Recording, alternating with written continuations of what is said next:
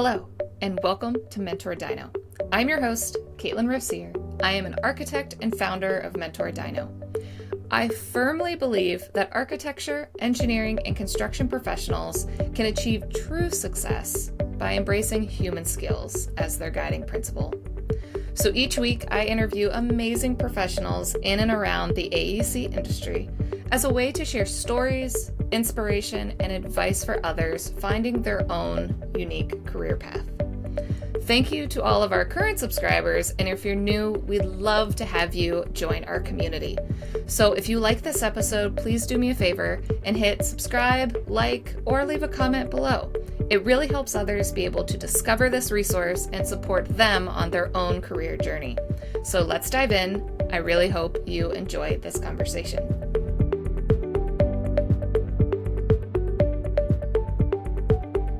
Welcome, everyone, to the mentorDINO podcast. I would like to welcome David Vargo, principal at BrightTree Studios here in Pittsburgh, Pennsylvania. Thank you so much, David, for taking the time to speak with me today. Oh, Caitlin, thanks so much for having me. I'm so happy to be here. And I know we've worked together, but do you mind starting out with my big loaded question? And it's, can you introduce yourself and give my audience a little bit more of insight on your education and your experience so far, and probably what BrightTree Studios does for anybody who doesn't Oh, know? sure, happy to. I'm my name is David, principal at BrightTree Studio. BrightTree Studios is a low voltage technology consultant, and essentially what that means is really we help design the technology systems that go into new construction. A specialty that maybe an electrical engineer or an architect wouldn't have. And it's funny, I get asked this all the time. What do you do? And I've probably said it differently every single time I say it because people just don't get it. So a lot of times I say we design AV, IT, and security systems for new construction. And so how do you get involved in that? Like, are you just taking like an electrical path?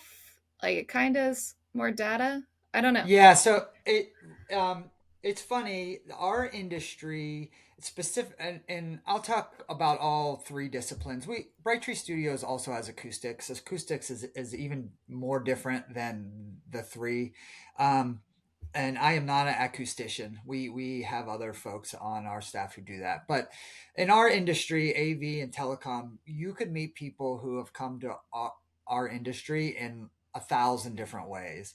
So um, I know a lot of people who have come as audio professionals, so either touring musicians or touring audio staff.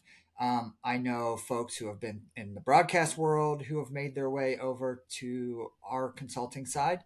And then you have IT staff that also make their way over. Um, uh, there are certainly electrical engineers who learn our industry and the low voltage technology systems, and then that's a really great thing to have a PE and the low voltage design chops. So that's really a good way. I myself, I graduated from the University of Maryland with a communications degree, and took a lot of engineering classes. And my first job out of college was at the Associated Press in Washington, D.C., where I started as really an assistant to the engineering staff that we did radio and we did online video network stuff. So for the AP radio news. Um, there, I was just kind of mentored by a lot of really, really smart and interesting people. And I worked in broadcast for a while before I made the shift over to the design world. So I guess what's the difference in what you do over there? Are you like, I'm thinking more facilities, boots on the ground, helping make sure everything's running, or are you helping the broadcast side in terms of editing content, what goes out? Like, what are you doing there versus now? Sure. So in the broadcast world, the folks that make it into our industry, in the AEC industry, they're typically more of like the support staff. So the editors, producers, that's kind of a different pathway. That's more journalism. Um, Mm-hmm. and so yeah, those people are super smart and know their tech too, especially nowadays. A lot of these. remote reporters are like one man crews now, and so they have to know how to edit, they have to know how to shoot, they have to know how to write. Um, so that's a little bit different. What the engineering staff does is think about like all of the media storage, the workflows from all the Avid or the Final Cut systems in the Hmm. facility, and how that gets managed. And then back in the day, it was uplinks, so it was satellite uplinks. Now that we do, it's more fiber based. But so all of that, and then just signal flow throughout the facility, and everything from like in studio, from the camera and the microphones, all the way through the storage and um, managing of the files and the equipment. Really, um, the folks who make it to the AEC world from broadcast, they typically are designing systems in house for their news network or AP or whoever they're working for. So they know how to design the infrastructure and the equipment so it works for their specific studio. I think the jump comes when, okay, now I have to understand the architectural process, right? Because Hmm. those jobs don't often. It's mostly reno, new equipment, new designs, but you're not building anything from scratch. I had a great experience when I was at AP where we moved offices, and we had hired an architect and a consultant, and they came and did the design, but we worked with them on what we needed, and I was able to be on that project team, and that kind of like really spurred me into like, oh, this is awesome, because not only do you get to design it from the ground up, then you get to kind of move on and do the next Hmm. one, and so that really pushed me into seeking this type of career. Yeah. And then I guess, do you have to go the consultant route in it? Because, like, sure, I know a bunch of architecture firms, I know a bunch of engineering firms, but I don't know a lot of engineering firms that have AV as a specialty. They'll have electrical, Right. and they'll sometimes do the data, but what opportunities are there if you're going that route? If you were looking to get involved in this field, I think a lot of the beginning opportunity is going to be more in the integration side. There's just it's easier kind of starting point.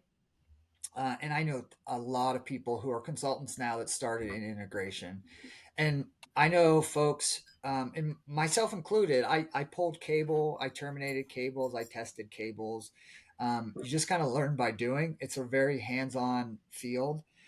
From there, you can pick your path. You want to be a software developer and write control code for like the Crestron QSys systems that are out in these facilities, or do you want to start designing the systems that are being installed? And from there, you can study Avixa, which is the group, our I'm sorry, our industry group, used to be called Infocom. Um, they provide training opportunities and certifications, so you can start to learn the design aspects of this tech world. And so we see a lot of people go from tech to learning some design, and then they start to get into Revit or learn AutoCAD, and then that's how they build their career. So honestly, that's the best path forward. Now, we have certainly hired people straight out of school with like architectural engineering backgrounds or electrical backgrounds. They know Revit, they know the building process, they understand a lot of that, so they kind of have a pretty a jump on somebody that may not have come out of school for that kind of training. Um, but that's not to say that one way is better than the other, really. It's once you have that design chops from the integration world, I think that's when a lot of consultants will start to like notice you and like want to Hmm. grab you and bring you on.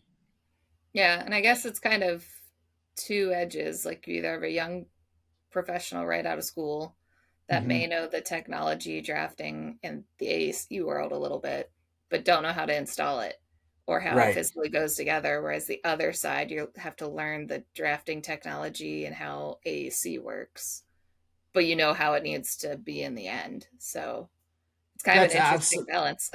Yeah, yeah, and that's so true. Some of the best designers don't have a 4-year degree. They may have a 2-year degree and 20 years of field experience, and like Hmm. they can look at something and know it's not going to work because they've tried to make it work before. That, I mean, that's, it's really hard to teach that.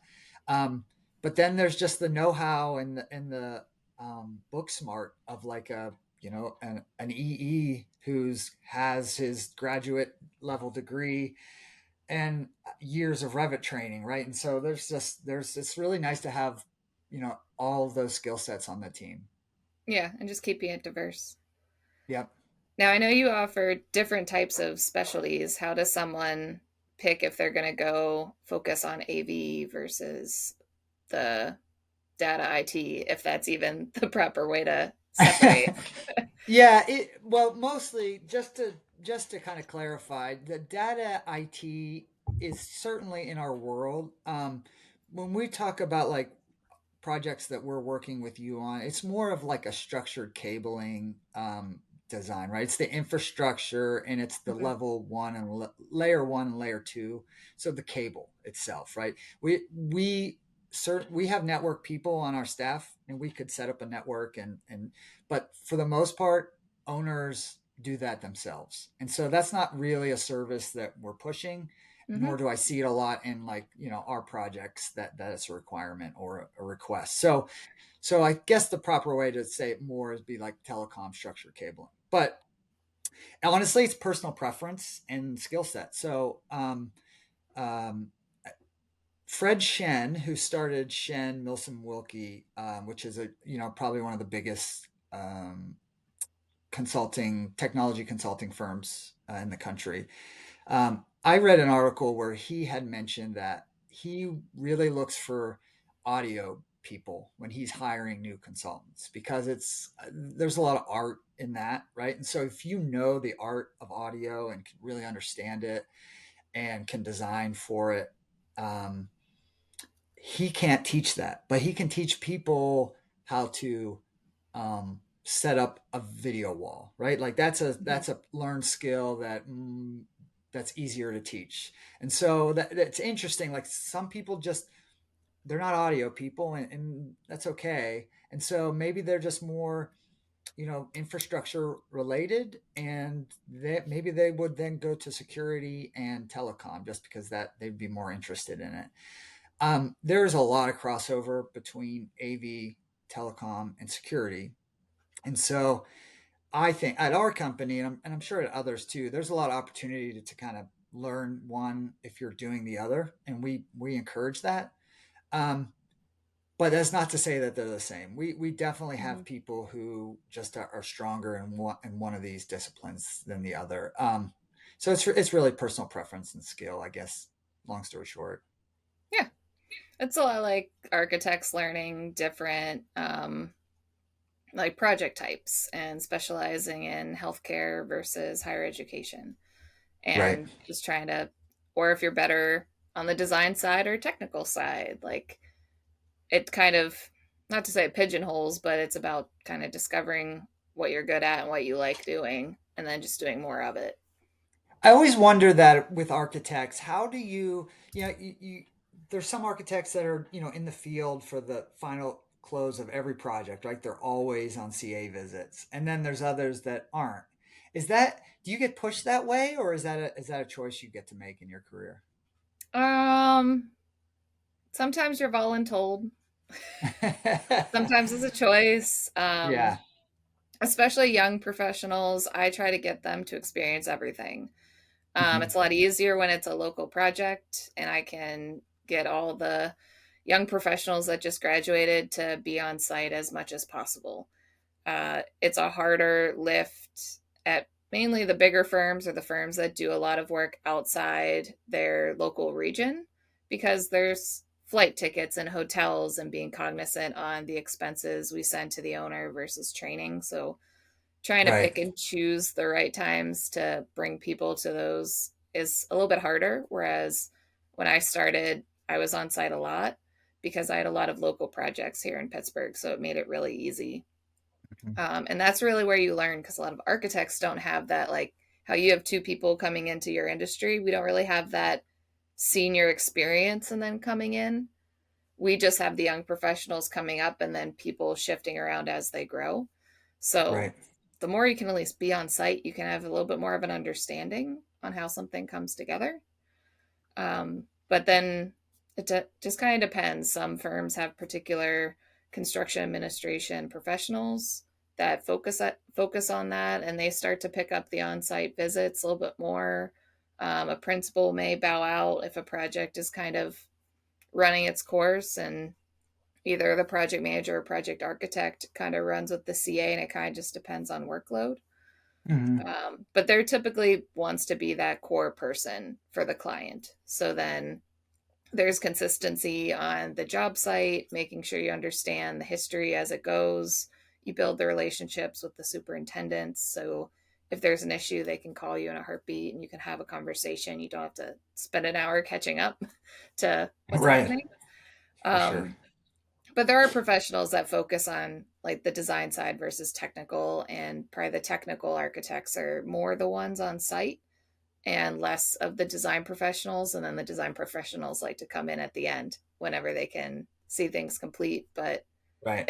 if there's issues, a lot of the times those two different sides will also talk to each other to, hey, there's a issue in the field. Let's talk about what the design intent, and maybe you need some help brainstorming on options. So, but they may not be the ones traveling on site all the time, but they may be Right. doing more of the traveling with the users sometime than the technical person. So it kind of just depends. But yeah. Great. Um, then when you're reaching out to design firms for your services, how how do you differentiate the technology consultant side versus just what an electrical engineer would do? Like how, as a principal or project manager, do I Yeah. know the proper time to reach out to you guys versus getting an electrical to expand? I was just at an architecture firm yesterday, and it was like a meet and greet, and just and talking to principal there, and of course, like most architects and a lot of MEP firms can put back boxes and conduit in walls. I mean that's not the hard part. Hmm. And that's always a challenge. That's I think our industry was invented because there was a realization that like yeah we got to get this stuff in early or it's an expensive change order to be adding power and conduit after the fact. So all right, so thus the technology consultant was born, and now we're part of the early programming and schematic phases. And I think the real benefit to what we do and why I think we continue to have success, and I see a market for us in the future, is that there's it's not just drawing, putting stuff on paper, it's the design of it. So like because we have experience with the best use cases of how stuff works, trends in education or in the workplace, what is the best layout, what is the best selection of equipment, that's the design part, right? And so Hmm. that's where I think our value lies. So while I say this, I say this in meetings sometimes. It's like, listen, I don't really believe that like we're going to be doing conference rooms forever. There will be conference rooms, but they're getting more and more automated and simpler and less cables. And that's fantastic. I will design conference rooms for you all day, every day, if that's what you want. But that's not really our bread and butter is when we get into having to be creative and thinking about spaces and multi-use spaces and new use cases. And so that's the design part. And so the earlier the better. I would say it seems to me that I love being involved in the early programming conversations with the client. We don't have to be there for all of them, but when they start visioning about how they who they want to be in the space and what it's going to be used for, I love to be there to hear that because it kind of gets us thinking new ways to put stuff in, and rather than just okay, here's your three spaces that you have all over campus, like what is this going to do differently? Yeah, because as some things get simpler, some things get a lot more complicated. That's right. Yeah. Um, And technology is starting to show up in more places too. So it's not just mhm. like, yeah, conference rooms are becoming simpler, but now they're, tied to a building management system or a scheduling system. And now there's more impromptu collaboration spaces. And so yeah, there's, it is being streamlined, but it's still, and it's really expensive, right? So that, the AV systems are not getting cheaper in these buildings, and there's just more of them. And so just to, be responsible to the client, I think it's like, well, what's best for them. I don't know. I'm rambling a little bit, but But it's still important. I compare it probably, if I was talking to somebody, I would compare the technology consultant like a lighting designer.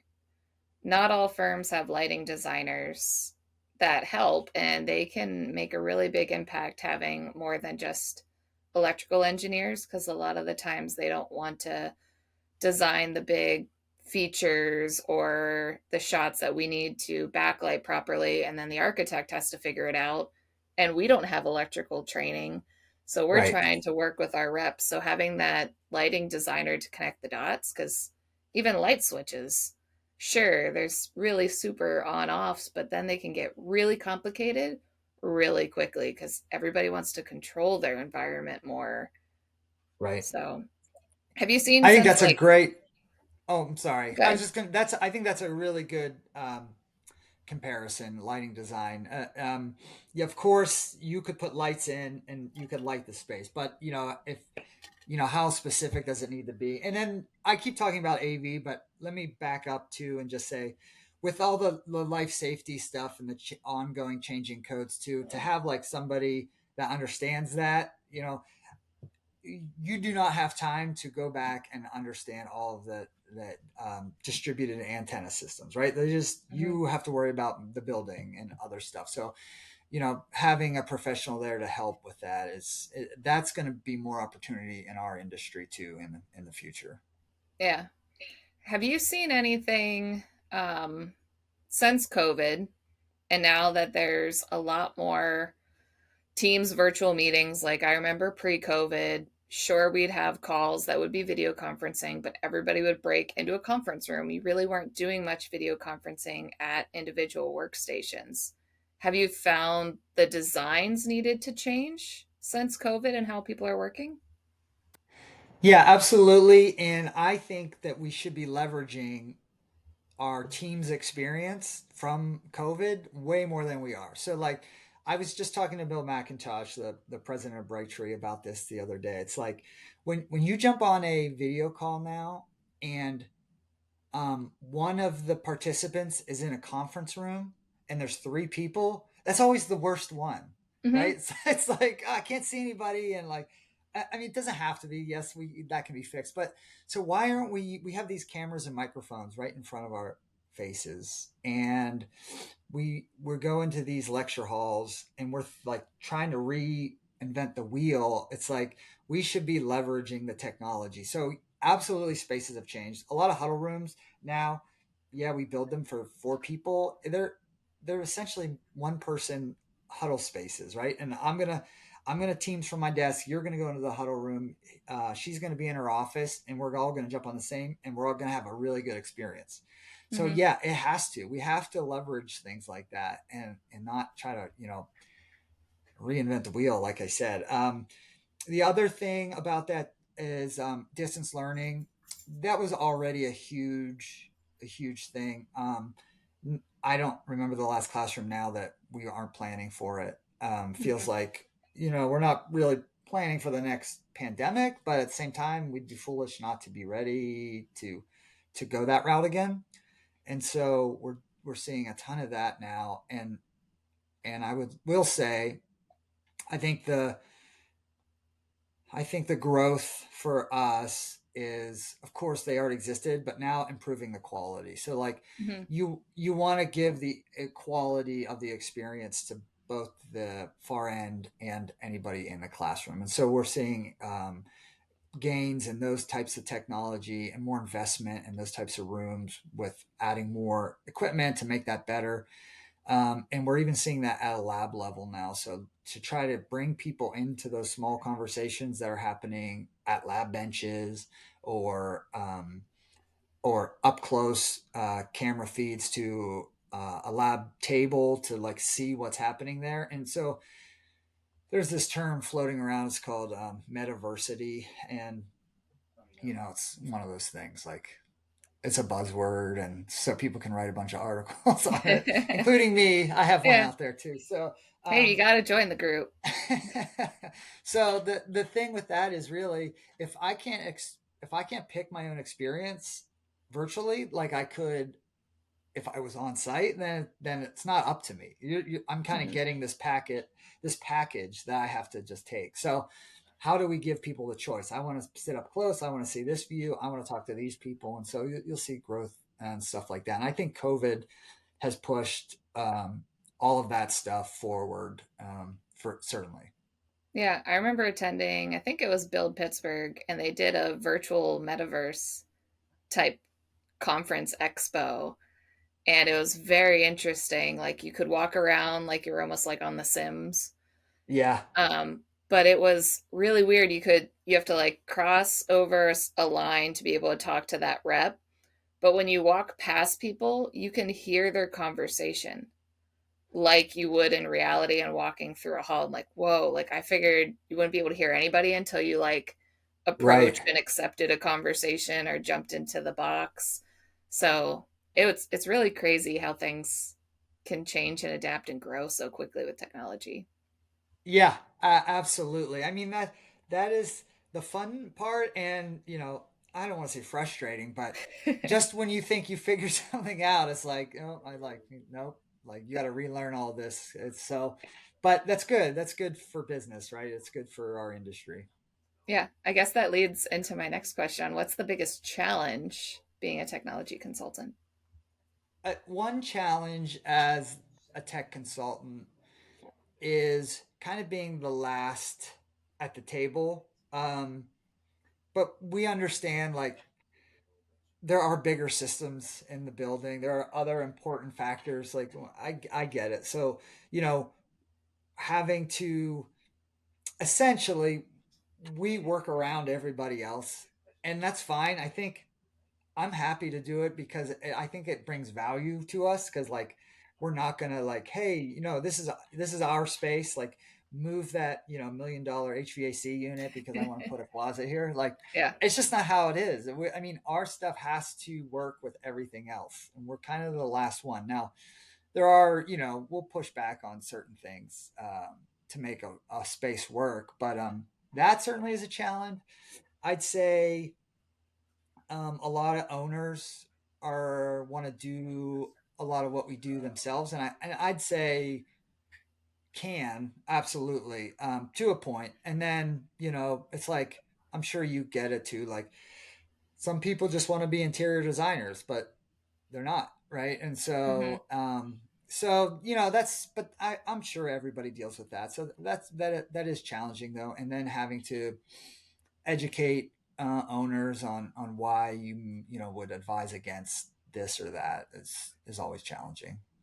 Yeah, especially if they want to do it themselves, then they kind of Right, have their way of doing it, but they haven't done it in multiple different ways to right. see options.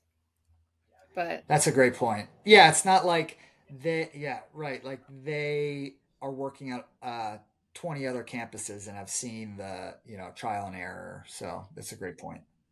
yeah, and always being the last one to move your stuff around. I know we had to do a class free model together, and it's just Yeah, when mechanical takes over and you only have so much space with existing buildings, it can be hard to get everything to fit and be able to work with your team and be clash free. right, Um, and at least you guys use Revit too, which is super helpful. I know when we have some really specialty consultants, they'll only have CAD, and then we can't do those clash free areas, especially with the amount of cables running sometimes. Like, right. we got to model it. It's not just loose spaghetti that can go anywhere. It's like giant bundles we got to make way for. So, Right. Yeah, and we are on the same project phases as the rest of the design team. And that means we're putting out a detailed equipment list and schematic design for the AV systems. A telecom, not a big a deal. The cable gets put in place. The network switches are usually provided by owner, but however that works out is usually fine. It's a network switch that's going to be configured. The cable's not going to change. Security, sometimes we run into this too. So in our security package, we'll have cameras and access control parts and pieces. They have to be finished at 100%, but it's a 2-year construction process. Well, you're essentially going to have to redo it uh, for the bid that goes out 1 year ahead of time. So just because things change so fast, but that's yeah. just the nature of the beast. Yeah. Or when material shortages happen and we can't get any of the That's carburetors we right. need. That Um, never happened. no, never. We're not speaking of a particular instance at all. Are there particular project type, sizes, or criterias that you usually recommend using a technology consultant, or have you noticed any trends based on what you guys work on? um, yeah, well, you know, I would say anything potentially could benefit from, and our scope can be way different. And I'm sure all technology consultants would agree, but like we've done master planning for campuses, technology master planning. So what do you have? Where are you going? And then maybe how do we get there? So, and then that's it. No actual system design, no, infrastructure design. So, and then we also provide other back end services like software development or commissioning, a commissioning assistant we didn't even design, um, just as a third party. And so essentially, you've got those two ends of the spectrum and then everything in between. So, like, um, there are plenty of projects where we only get brought in at the DD level. This is a classroom building. We have a classroom standard. There's no reason for us to, you know, get you involved in visioning because we know who's moving in here, and so that's great. We'll come in, we'll document the infrastructure, document the for telecom, security, and AV, and then stay on through CA. So we're really flexible when it comes to that. Where I would think maybe architecture isn't like it's not like you could start in Yeah. DD. So I think that that's good for us though, because some clients and architects will see the value in having us there, and for the project type, there is value. But we're okay being the flexible partner, and however we can help out. So no project too big or too small. And then there's the S&T stuff where they're doing simulation or visualization.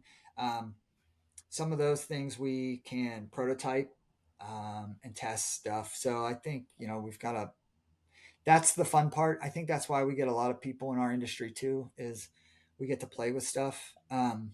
So we have a shop where we mock stuff up and build stuff. And to me, that's why I kind of stayed in the industry. It's like everything. It's not everything on a computer with lines, right? I get to get dirty and play with things and turn things on, and that's fun.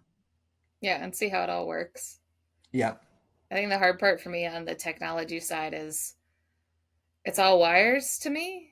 Like, yes, I know what like HDMI ports are versus outlets and data, and I get that, but it's like how you guys connect everything and what needs to be there and the transitions and different boxes you need and encoders, decoders. Like, I've learned so much from you Mm-hmm. guys, but at the same time, I love having you guys on my team because you guys are the experts. Like, I understand when things are connected and where, and I can understand the line diagrams. But the second there's an issue in the field, I'm like trying to understand it from an in the field perspective versus single line drawings. And that's hard. Whereas, like, I Right. get duct work. It's a giant duct. I understand a VAV. I understand, like, when it's a bigger system. And that may Yeah. just because I'm an architect and Like, soon as it goes into the ether and the cloud, it's like, well, how are all these things working together and the different things you need to achieve different visualizations or things a professor or healthcare provider needs? I don't know Yeah. how all that connects. Oh, so much of that comes from experience, and honestly, it's not like you cannot go to a 4 year degree for broadcast design or AV design. It is like all these folks coming from different worlds that have just dug in and put their time in the field and are really attracted by it. It's funny you mentioned like you get it, you don't get it. I look at structural drawings and I'm amazed by them, and I would never, like, no way in the world. That's so challenging to me. I can't believe people can actually do that. Yeah, and see what different lines are. I know I Yeah. talked to friends that aren't in the AEC industry at all, and I was helping a friend the other day. He has actual hand drawn plans for his house because the previous owner was an architect. And I was just explaining what different line types mean. I'm like, oh, well, this is your roof slope and this is where he's cutting here. So that's why there's random lines over here. And this is what the dash means. And it all started kind of coming together for him like, oh, yeah, I Yeah. guess this is a different language. And Yeah. That's a great way to put it. yeah. Do you have any communication strategies or advice for successfully coordinating with the rest of the design team? I've never been on the consultant side. I've always been the Mhm. architect with either in-house engineers or consulting engineers. So I guess I'm more the gatherer. So how is it on your end? Um, I think we just have to walk the line of being confident in what we do, that we can accommodate, and but we have to be firm on what why or why not something may work, right? Like there are hard, like, rules that we have to follow. If we miss something like that, you could turn a network on and half the building may be outside of the distance limitations, or I mean that would be a catastrophic fail. Like, I can't imagine how expensive it would be to to to find an error like that after the place was built. So we have hard, fast rules that we have to follow. Um, if there was a grounding issue in the building, and that would be terrible. And I know that's a coordination with electrical. And so I think there's like this at BrightTree, we try to be as responsive as possible. Like, I know everybody in the last year or so has been so busy. And so, um, us included. And so, like, that, while that, like, fluctuates, it's kind of our, motto. And so that we want to be there for the architect, because, or else why would they hire us? So we want to be flexible, we want to be responsive, but we have a responsibility to stand up for our disciplines. So um, communication strategies really are, um, I guess just like simple and honest. It's Mhm. and really that gets the most done in the quickest time. Yeah, because I think my emails do get shorter and shorter. I just go, hey, are we doing this? Okay, go. And I always try to tell at least younger architects when they're working with consultants to like reach out to consultants immediately with changes. Right. Um, don't write a paragraph. If you're writing a paragraph, pick up the phone. I know there's a lot of the times where I would just, because I got confused on some of the stuff you guys would be doing, it's so much easier for me to like, hey, I'm setting up a meeting. Like, walk me through it so I can try to understand and make sure I understand the process on how it goes together.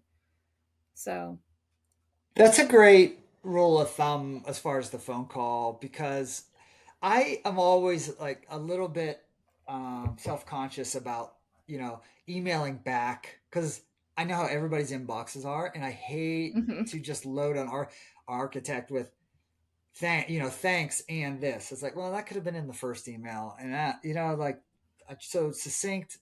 We try to be, and I know some of our architectural clients have like tried to use Teams with us, like in mhm. chat, and sometimes it works and sometimes it doesn't. I don't know. We use Slack in house, and for us, it makes a lot of sense because we have our project channels and we can talk about, you can be on everything or you don't have to be. And it's like, and you can keep everything organized. To me, that makes a ton of sense. I'm a little wary about kind of opening that up to like all these different project Everybody. teams. There's, oh my goodness, like I don't know if that's more manageable than a bunch of emails. So I don't know.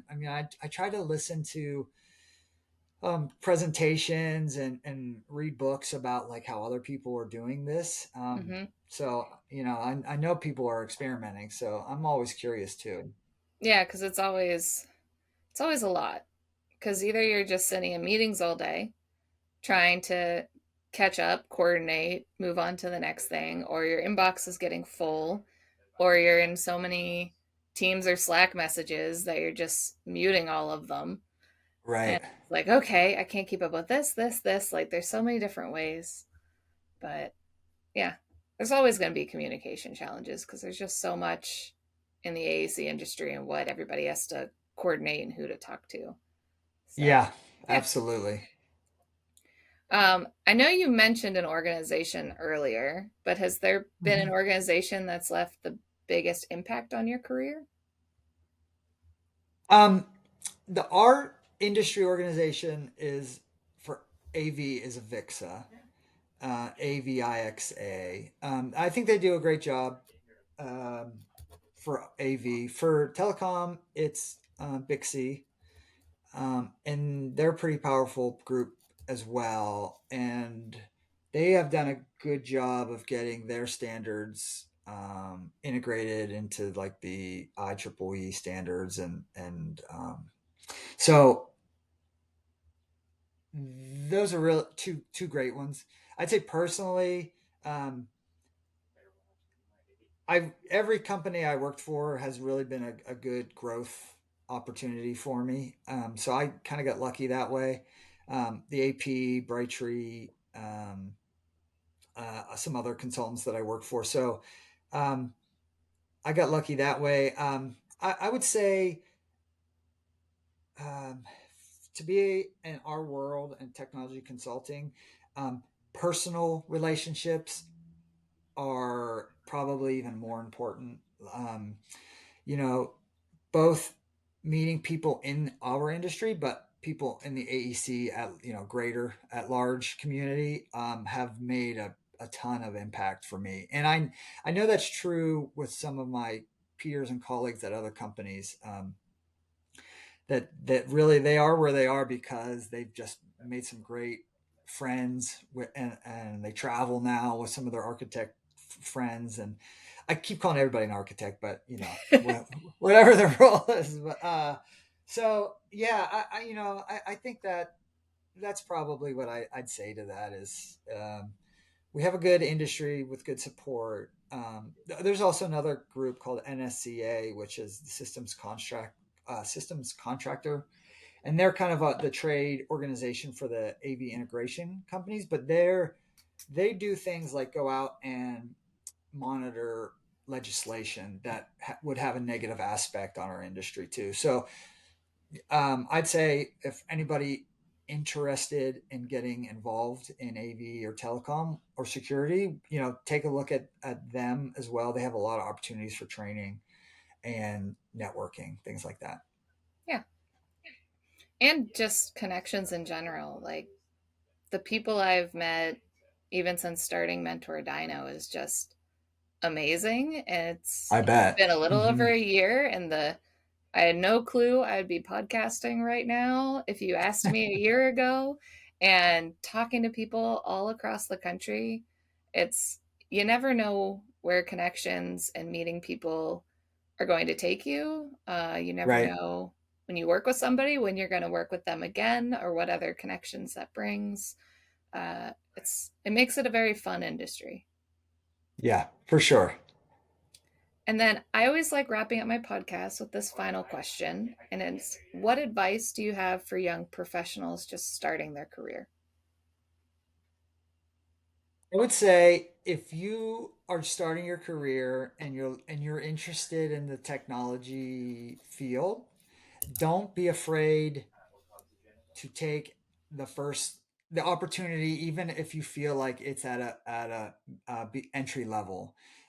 I've met so many people that if you have the drive to get somewhere, that the AV industry, I think, is still one of those industries that you can start from nothing. And like so many industries now, you know, our people are coming out with grad school degrees and can't find work, and yet I still see people in our industry starting with a 2 years associates or even less, and making their way to like a very very successful. So I'd say don't be afraid to jump in, and if you have the hard work ethic, that somebody will notice you. Yeah, especially the amount of people that come from more the trades or kind Right, of the facility side. I think that makes your part of our industry very unique because not a lot of people are coming in from the experience side and then going up, at least right, for architects and more the big E engineers. It's always that degree, and then you hope you come in at a good economy and can grab a job and go. So, right. but if anybody has any questions or wants to learn more on the technology side or wants to work with BrightTree on a project, what's the best way to get a hold of you? You can reach out to me on LinkedIn, or my email is dvargo at BrightTree Studios. And so I'd be happy to chat with anybody. Yeah, and I'll leave links below. So if anybody wants any quick resources and reaching out to you guys to help, I know you guys work across the country and not just in Pittsburgh, so anybody can reach out to you guys. Yes, that'd be great. Yep. Thanks, But Caitlin. This has been so fun. yeah, thank you so much, David, for taking the time to speak with me today.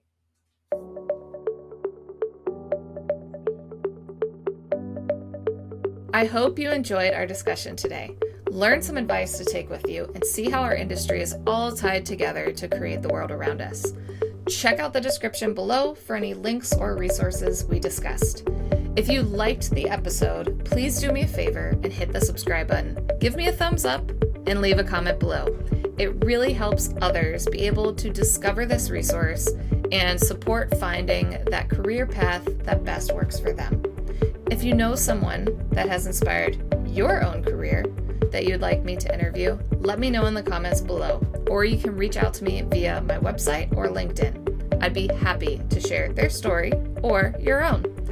Thank you again, and I cannot wait for the next career story I get to share with you next week.